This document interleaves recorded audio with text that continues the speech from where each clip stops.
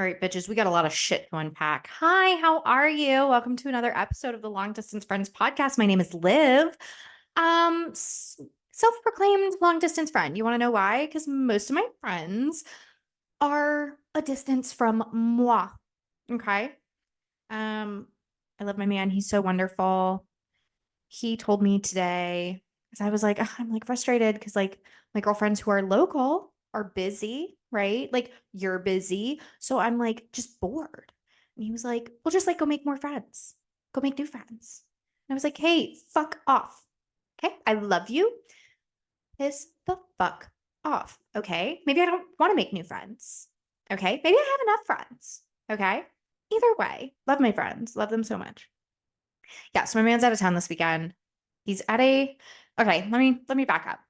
I truly think that I was put on this earth with like the highest potential to be a great wag. Now, what is a wag, you ask? A wife and girlfriend. We see it most frequently used in like sports. So like the wags of the NFL, right? Taylor Swift is a NFL wag because she's a girlfriend of Travis Kelsey, who is an NFL football star, right?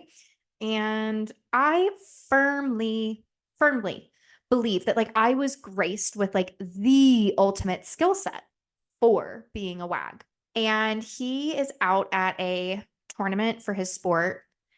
And I am like watching the live updates of his score.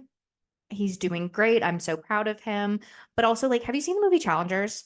Okay. Because I watched Challengers when it came out. It was so good. If you haven't seen it, I highly recommend it. But I feel like Tashi Duncan, right? Sitting there going, come on, right? Like, so frequently while he's playing. And I'm like, it's probably a good thing that I'm not there, right? Because I might embarrass you by being like, what the fuck was that? Get your fucking shit together. And then being like, good boy, I love you so much. You're doing so good. Like, yes, this is amazing. Keep going.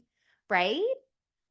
So that's where I'm at with that. My goal for him is like at least one hole in one. I think he's got it in him. Honestly, I think he's capable of three, but we'll see. We're on the last round. He's not halfway through yet, but he's going. He's going. So we're keeping an eye on it, right? But very proud. I'm like, I just like love this energy. And it like, I really like the fact that like he has something that he's passionate about and that he like invests in and like has hobbies, right? Like big fan of that. Cause I'm like, what are my hobbies? I watch a lot of Bravo. I do this, right? Like all of mine are very like I know how to play by myself. And I play by myself very, very well. But then I like struggle because I'm like, well, I want to like do things with friends and I want to like, where's my team and community aspect? And like, I just like don't have that in the same way that other people do. Cause I'm like, well, this is what I have, right? And this is a solo activity. This is a solo hobby. Like, you guys are listening to this whenever it comes out, right? So it's in the future, whatever. I have a handful of people who I love you so much will like text me while they're listening and are like, oh my God, I didn't know that this happened. Oh my God, that's crazy. I love this. I love that. Oh my gosh, like tell me more. And I'm like, oh my God, absolutely. Right. But that's still different than like actually physically being with a group of people and doing a shared activity. So I do miss that. I've never really had that, like growing up, I did ballet. And so I wouldn't really call that like a group sport. I would like, I just like wasn't ever like part of a team or like a community. I just always kind of did like your own thing.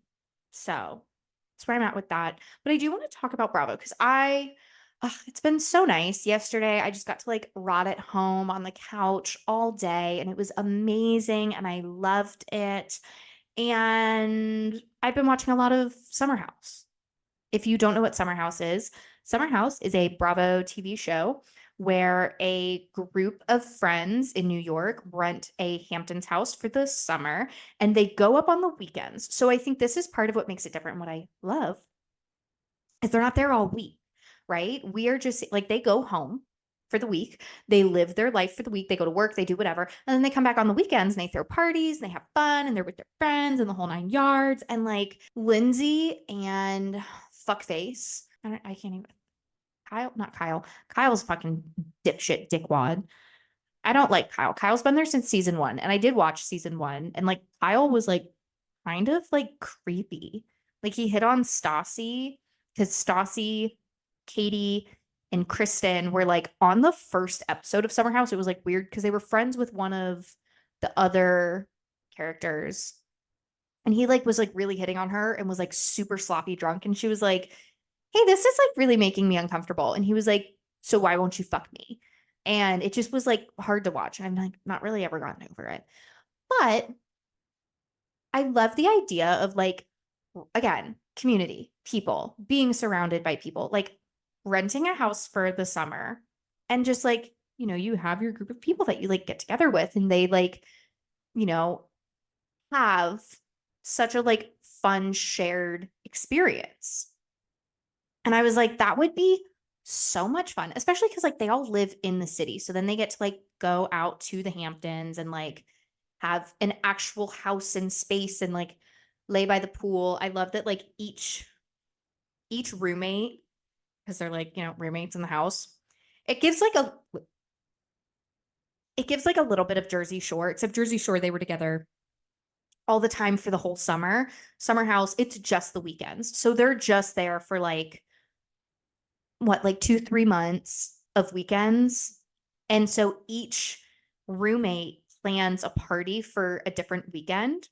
So, they had like an out of this world themed party. And then like they invite other people. Like it's not just them. They then invite their friends from the city or other people that they know or that they meet or whatever to these parties.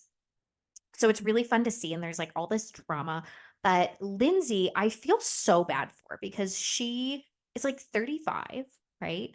She got engaged last season and she gets blindsided with a breakup.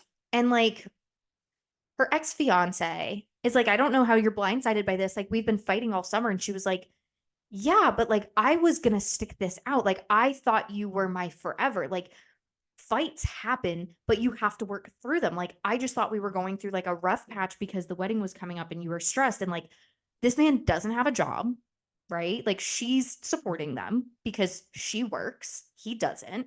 And she's like, hey, like, I want to have kids and be able to like stay at home and like be a mother. And I can't do that if I'm having to take care of everything and you.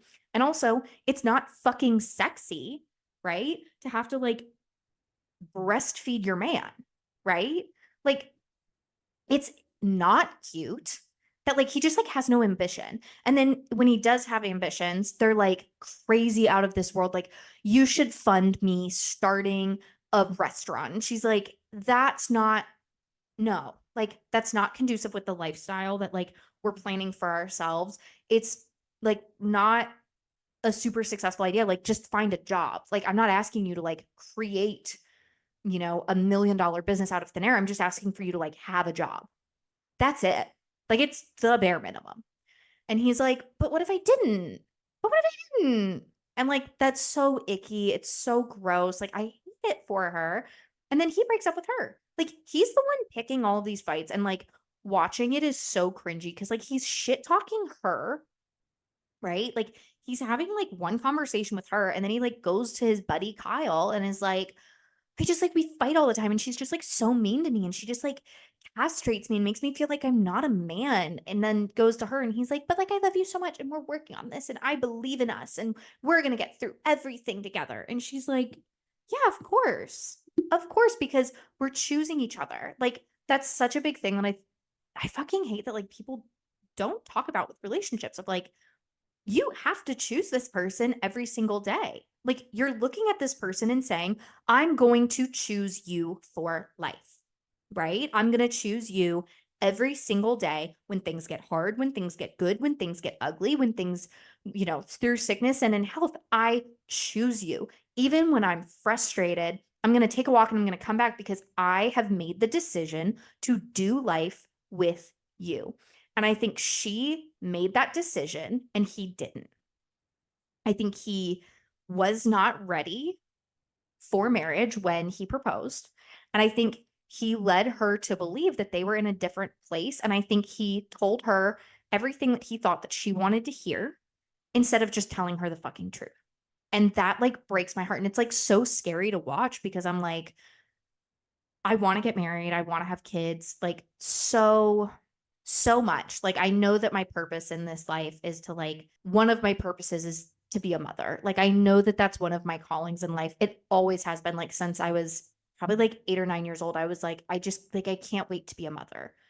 And seeing someone else, like on a public scale, who also feels that way, has those thoughts, all of the things, and is like 35 and is like, hey, like I'm pushing it. Like, I want a partner. I want these things, and like has gone through so much shit and has had so many like shitty toxic relationships to finally like find one that like they were friends for 7 years before they started dating. Like, she fully was like, we've been friends for so long, and then we found love with each other, and now we're going to get to like really do life together. And to have that just pulled out from underneath her is so hard to watch.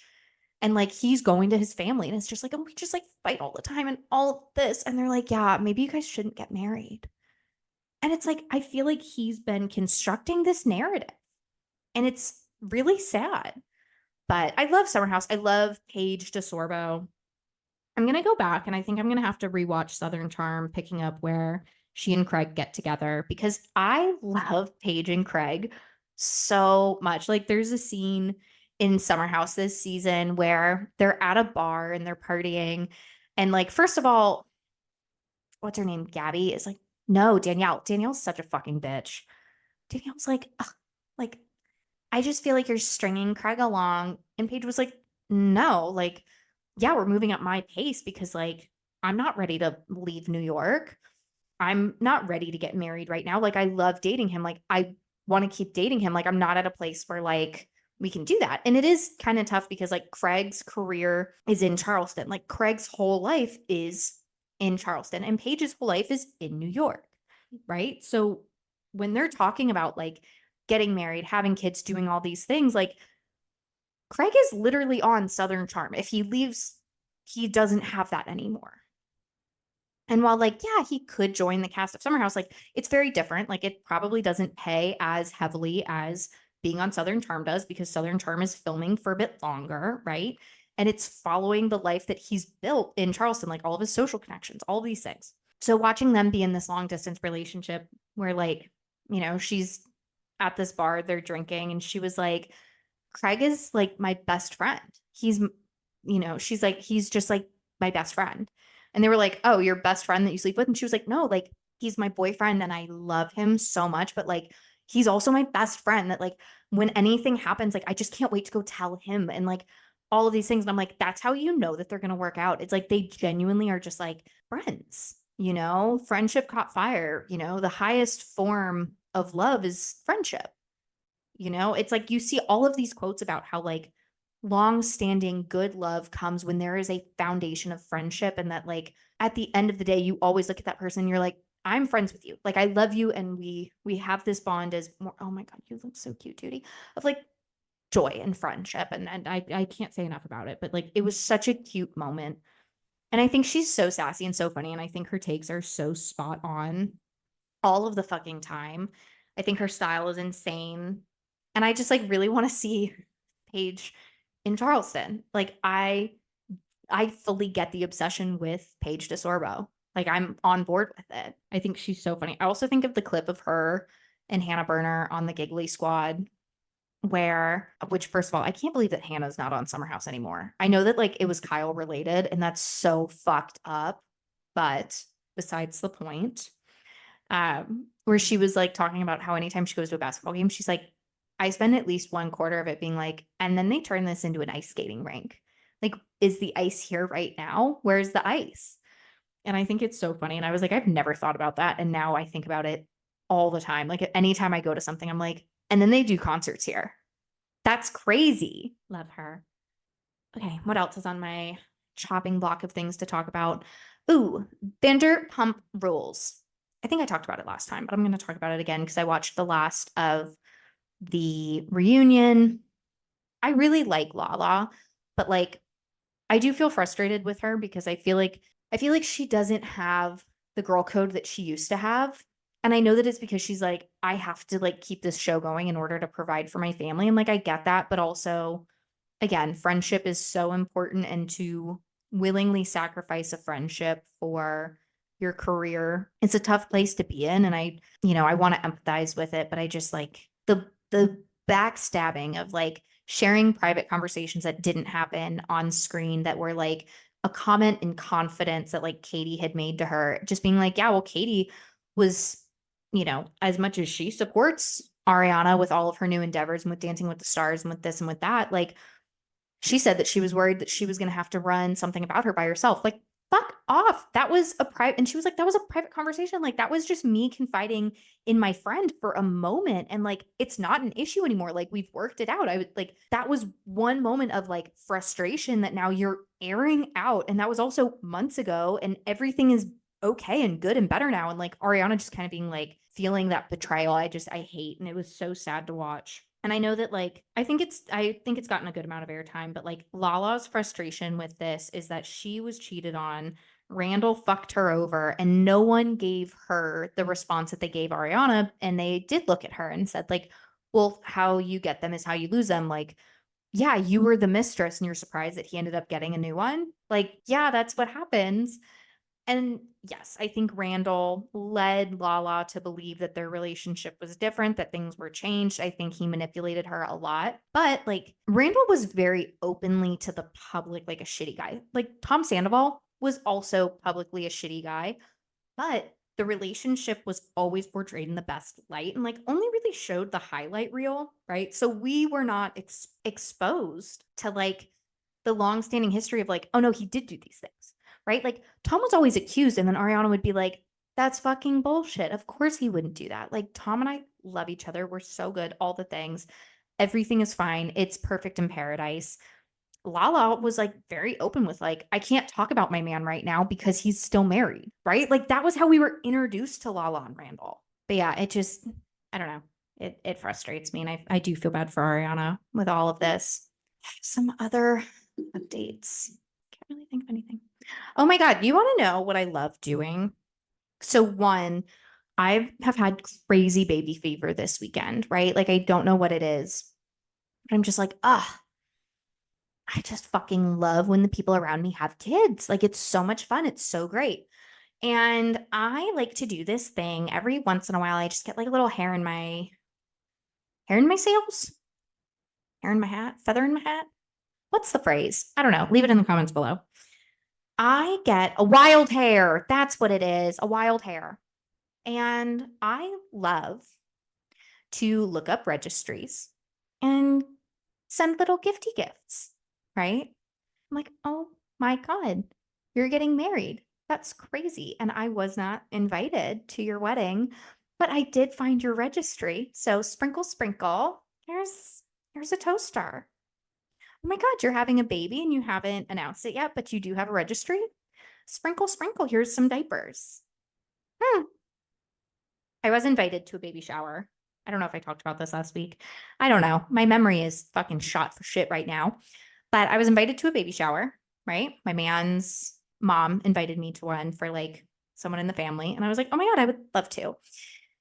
One, I need him to get more details for me because I'm like, I'm not on like a texting basis with your mom. So like, can you get the details of like, what is the vibe? What is the attire? Like, give me the deets. And also like, where are they registered? And he was like, I don't know. Like, you don't need to do that. And I was like, excuse me, right? Found it, found the registry. I'm like going through, I'm buying shit. And then it like, got me to this place. I'm sorry. That is so fucking funny. There's literally a bird that sees me recording and is knocking on the fucking window. That is so crazy. If he comes back, I'll record him. I don't even know where I was. Either way, so I think I'm going to a baby shower coming up. So I wanted to get a gift. And then it like spurred this wild hair in me to be like, who else do I know that's having a baby? Who else do I know that might have an Amazon registry that I can just like sprinkle, sprinkle? Should I be doing this financially? Probably not. Right. But like, I do love to send gifts. So like, I have a cousin that like I really don't talk to, and like we've not really been part of each other's lives, who's getting married next weekend. Because we haven't really been part of each other's lives, like I wasn't invited to the wedding, which is fine. I don't know her like that, right? But you guys have a registry? That's crazy. I'm going to buy a couple things off of it. And I'm going to buy like a couple modest things, right? Because the wedding is next week, which means most of the things on here have been purchased. And I'm like scrolling through what hasn't been purchased. And I'm like, you want a $500 speaker? You want a $500 speaker? You want a mixing bowl that's like $400? It wasn't 400. I'll have to look it up. But it was like the things that were left. I was like, that's crazy. Like a whisk for $14. Go to Walmart and get like a $5 whisk. Are you kidding me? Either way. It then like led me to this thought where I was like, I know that this is like the time to do it, right? Like when you get married, it's like, yeah, ask for the fucking crazy shit. Like this is the time to be like, I want the deviled eggs platter because they should go on a platter just for eggs that you can literally only use for deviled eggs. That's the only time that we are ever going to use this plate. But I'm going to get it. And it's going to be $50 and I'm going to love it, right? Like crazy shit. And then you see the other things that are like I get it. If like I want new cutlery, I want a new, dining set, all of the things. And like for sure, I get that. But like, what were you doing before? Like some of the things I do get it. Like she's fresh out of college. He's new in his career, all the things. So like a lot of these things you probably don't have, or the ones that you do have are like cheaper and what you would get in college and like mismatched and the whole 9 yards. And so it's nice to have like good items that are like nice. But like a steamer, like the $19 little steamer for your clothes. You didn't have one of those in college? Also, to ask for an iron and a steamer, crazy. Who's using an iron anymore, right? But I just like it's crazy to me. And I was talking to a friend about it and I was like, so did they not have whisks? Or is it just like they had the $1 whisk and they were like, getting the $15 whisk is going to upgrade our life? Just curious. Now, baby stuff, a baby registry, totally different because, like, especially if you're a first time mom, like, you don't know what to get, right? You're trying to furnish a fucking nursery. You're trying to, like, research what's the best, what's going to fit your needs, all of that. So, like, I was looking at this one baby registry and I'm like going through and I'm like, okay, like, I'll put a cap on like $100 is what I'll spend. Sorry, the wag duties call. But yeah, I feel like first time moms, like, you don't know what you're wanting.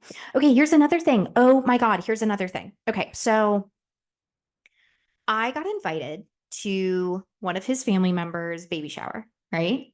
His mom invited me. Super excited. Can't wait. He will not be there. I don't know her well enough, right? So, like, one of the things on her registry is like, the like carrot stuff. And usually, like, when I'm buying stuff for people that I know when they're having a baby, I like to pride myself on being like the best gift giver, right? Because I'm like, I'm shopping for you, mama. Like this baby, I don't know this baby yet, but I know you. And I know that everybody wants to buy the cutesy tootsy baby stuff, right? And I don't know her well enough to be like, okay, here's the like upside down Perry bottle, and like here's some tucks, and here's some diapers, and here's some stuff for you, mama, right? Like I usually do. So I'm like, okay, I'll like get stuff for the baby. And I'm like, I don't know what to fucking buy. Cause usually I get the like Freedom Mom postpartum set. Like, I don't know her like that, So like, is it weird to get someone you don't know? Like, hey, I've heard this is really good for when you get a clogged duck. Like, I know you didn't ask for the Haka, but like, here's a Haka with Epsom salt because if you get a clogged duck, you're gonna want to soak them nippies in this shit to pull that shit that fucking clog out, right? I don't know her like that. So instead, you get sheets. Instead, you get diapers. Also, I'm learning that like there are some registry websites that like fuck that. If I can't buy directly from where your registry is, I'm pissed. Like, what a fucking bullshit website. Like, I can only buy a couple of the things, right? Which, no, I want to be able to buy everything from this website. And you're just like, mark off if you've already bought this. I can't even buy the fucking baby Tylenol off of this website. That's bullshit. Let me just buy everything directly here. And I want to ship it to your house because I don't want to show up with a gift. I don't need people to know that I'm like, hey, like I don't know you. So I do feel this like little bit of insecurity to like make a good impression. So I'm going to spend $100 on like different things. Can I just ship it directly to your house with like a little note that's like, hey, like so excited for you guys. I don't want to show up with like a basket full of shit. I just want to send it directly to you, just to you, with a little note that's like, hey, no, we just met. I know that we literally just met. We've met once, but super excited for you guys. So yeah, I'm thinking about that a lot. Getting back into sewing. I know we talked about this. I sewed two little buttons on one of my little cutesy tootsy blue sundresses that like my problem with it is again, we struggle with itty bitty titty committee duties. Okay. So I have sewn these two little snap buttons onto the front, like right here, because sometimes it goes down, like it like stretches a little bit, right? So then it like shifts down. I'm like, my nipples are like too close to the outside of it. So I'm just gonna like clip it together. So that way, if that happens, like, it just kind of like it's tighter. Cause I was like, it's like a stretchy material around the ribs, which is great because mama has, yeah, ribs, right? But I was like, if I put buttons on the ribs, then it's gonna like make a weird like ripple effect in what is that material called? I don't know what it's called. But either way. So yeah. Also, can't recommend enough. TikTok shop. I got the cutest, like exercisey halter toppies. They're super cute. They're super fun. I will say I did wear the lighter color in public and I fully was like, I can see my nipples. And it's such a tough life to be like, I don't want to wear nipple covers because like you can see the covers. And I'm like, okay, like I'm a human being. I have nipples. Like get over it. Right. But then also it's like embarrassing to go out in public and be like, oh my God, my nipples are visible.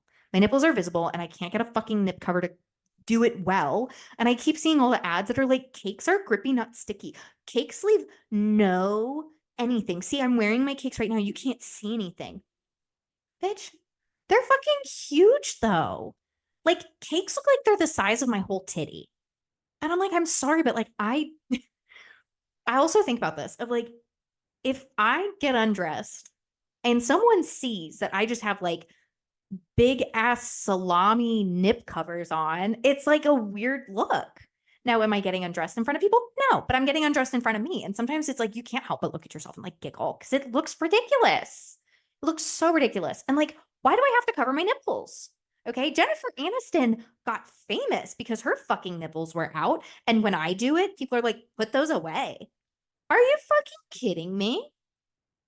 Rude. So fucking rude. Okay. Kim Kardashian released a fucking nipple bra, right? She released a bra with fake nipples on it. And you wanted me to come out here and like cover my own? No, I'm not paying for the nipple bra. I'm not paying for the nipple covers. Get with it or get over it. Okay. Anyways, that's all that I really have. I really have nothing else. Okay, well, I love you so much. I'm gonna go keep watching. I'm sorry, I keep getting distracted because he's like does really good and then he like kind of stumbles a bit and then he gets in his head and he's like, I'm fucking struggling. And I'm like, get the fuck out of your head. You've got this. So, okay, well, hugs and kisses. I love you so much. Thank you for being here. Don't forget to like follow us everywhere. I love you. Have a good week. Be nice to people. Be nice to yourself. Drink some water. Eat some protein. Oh my God. You want a quick tidbit before we go? I have felt so bad and so snippy and like give me attention and like a Cuntosaurus Rex, if you will. And then I went to Five Guys and I got a burger, like a greasy, good old fashioned burger. And now I am just an angel, the sweetest, kindest, most humble human being of all time. So if you're feeling angry and upset and cuntalicious, maybe go get a snack, right? Go get a snack and go for a walk and then come back and decide if you're really a cunt. Okay. I love you so much. Bye.